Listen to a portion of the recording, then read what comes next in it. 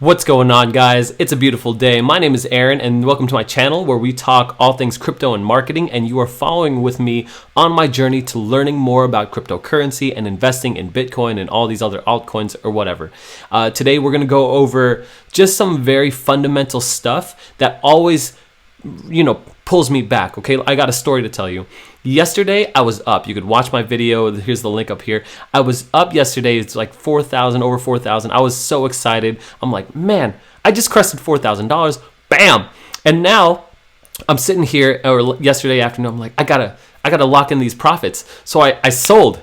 I sold really quick, and I sold Vitho, and I was like, man, I'm gonna sell it. I think it's gonna go down, and I sold it at 0.0214. Okay, that's when I sold it at that average price, and then I got paper hands, and I was like, I made a mistake. I don't know what to do, and so I actually bought in, but I bought in a little lower at 0.0210. Which means I made about 800 Vitho, okay? And then I was like, okay, how much did I actually make here? And it was actually only like $16 and then after that, we have to minus the 0.002 Binance fees, which is about $2. So I really made about $14. Okay, long story short, I get so caught up into like the short-term trading that I need to anchor myself. And so today I've got a clip for you, what I always come back to. It's like my central thesis of why I invest in Bitcoin and all cryptocurrencies. But before we get into that, let's update you on my wallet. Let's show you what I'm doing right now and where I think the price predictions are going to be. And this time I'm not going to paper hands. All right, I'm going to diamond hands. Okay, so here we go. We're going to go into my Binance wallet. You see here it dipped 3,994. Yesterday it was over 4,000, and the reason for that was not Cardano, VeChain and VeThor.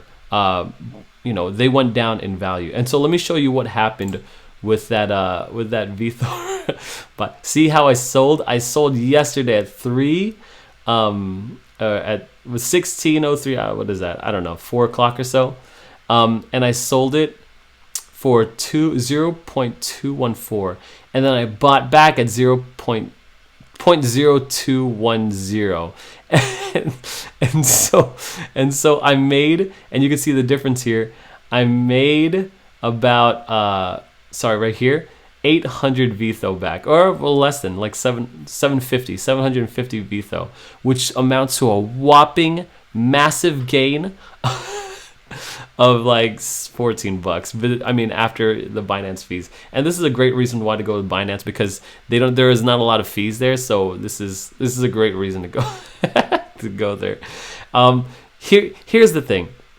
When I am trying to analyze, like I'm trying to figure out what's happening here. And so here's what I think I'm learning. And then I'm going to tell you how it all doesn't matter, okay? So this is the BTC USD pair, and so I'm actually going to go to Vitho USD pair, and here's what I'm seeing. This is on the hourly chart, and I see it pop, right? I see it pop at 0.0235. I'm like, oh baby, yes, let's get this. It's going to the moon, and then it trickles back down here. What I tend to do is I just look at the day chart. Sorry, something went wrong. That always happens. I look at the day chart, I'm like, oh man, it's up, it's down. But when you're day trading, you really got to look at this hourly chart and this 4-hour chart. And then I'm going to be like, okay, now's the time to buy. Here's the Stoch RSI. And usually, and I don't know what's happening, but usually when it's down here, that's when I want to buy. That's not an always thing. And I've watched a lot of videos saying, this is how to do it. When this is low, it usually goes low. And you can kind of see, it kind of goes up. And it peaks up here, and this is things up here. You should watch more videos. Don't take, this is what I'm just trying to think this all out with us.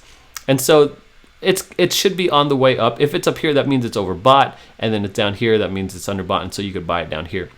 And so, yeah, I think it's a good time to buy Vitho. I think it's a good time to buy VET. Again, if you're just getting into this, I think you should be investing in Bitcoin first. I think you should have 50% in Bitcoin. I think you should have a lot in Ethereum. And so let's go to the BTC pair. This is what I'm always looking at. I'm always looking at Bitcoin because I'm always trying to strengthen my position in Bitcoin. Every other coin, it doesn't matter. I try to look at Bitcoin. Every coin that I buy and sell, it is all just to buy more Bitcoin. That's the ultimate goal, because I'm trying to get one Bitcoin. I'm trying to get a portfolio of $100,000. And so that's what I'm trying to do. Now, what ends up happening is like this Coinbase listing, and everyone's going crazy, and I'm like, I want to go buy Coinbase stock. It turns out my friend bought Coinbase, and it dropped, and everyone sold or whatever, and it dropped like $50, $75, and so he was a little angry about that. Look, if you have extra money and you're trying to invest and you're trying to play this game, there is a simple direction that you could go. Just go to the North Star that is Bitcoin. That is your North Star. If you want, whatever you're doing in the crypto space, even in stocks, your North Star is Bitcoin. That is where you want to go. That is where if you take a little detour, it's only to get to Bitcoin, more Bitcoin. You want to take this Bitcoin and shovel it in your pocket. This is it. And here's why. Because there are a cajillion different coins here that'll make us money. Look at just scrolling down. Ethereum Classic goes up 68%. I'm just scrolling, right? I'm just scrolling. Look, all these are going down. This one, if you invested in Curve DAO token, I have no idea what that is, and you would have made 30%. How could you possibly tell all of these things? You can't. You just simply can't. Oh, VeChain's still 32%. Great for me. Look, you can't keep up with all of it. Everyone's got a life. Everyone's having babies. Everyone's making their life go. They've got family. They've got relationships. You can't keep up with all this. You need something that guides you as a North Star. And here's what's guiding me. This gentleman here, Michael Saylor, I'm going to play this clip. It's about a 5-minute clip, but I totally think it's worth it, because I think we need to understand this is it. I'm just going to let him talk. He's doing a podcast here, and he's talking about Bitcoin. Basically, that comes down to how you make decisions. What processes do you follow when we're in a world where there's so much information coming at us? If you're in economics or finance, there's hundreds of different indicators that you could look at. How do you narrow it down to a couple that really matter? I just think 99.99% of everything is noise. So, for example, if you want to be laser-like in your focus and effectiveness, you got to think two things: focus and frequency. What is the right focus and what is the right frequency? So in terms of making economic decisions, I think the right frequency is annually, 1, 2, 3, 4, 5, 6, 10 years. Look at blocks of time like that. Looking at the frequency and the volatility and the returns or metrics on assets by the minute, by the hour, by the day, by the week, or by the month, even by the quarter, are all kind of noisy. Likewise, we're all focused on these little things, right? 100,000 little minute assets. I would look at $1 trillion blocks. So there's $1 trillion worth of Bitcoin. It's up 582% over a year and 200% on average. Compound annual growth rate, 200% for a decade. Those are two numbers that are valuable. There's 10 trillion in gold. Look at this guy. He doesn't even know what he's talking about. It's up 2% this year and 2% on average every year for a decade. Just stop right there. That's a big insight. You can measure 1 million statistics of Bitcoin and gold, every second. They don't matter. What matters is one thing is appreciating at 2% a year and the other is appreciating at 200% a year. Bam. Now, Bam. What about 6,500 other cryptocurrencies? Irrelevant.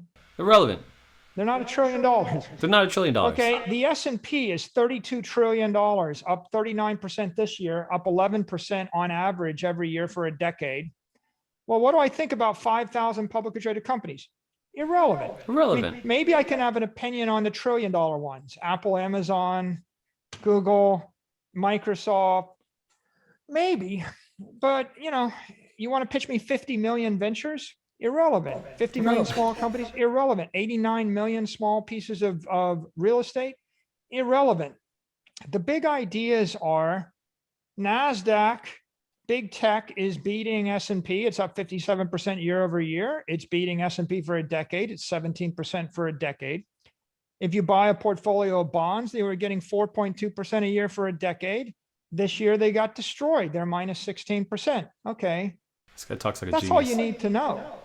Bottom line, bonds don't hold value big tech does hold value.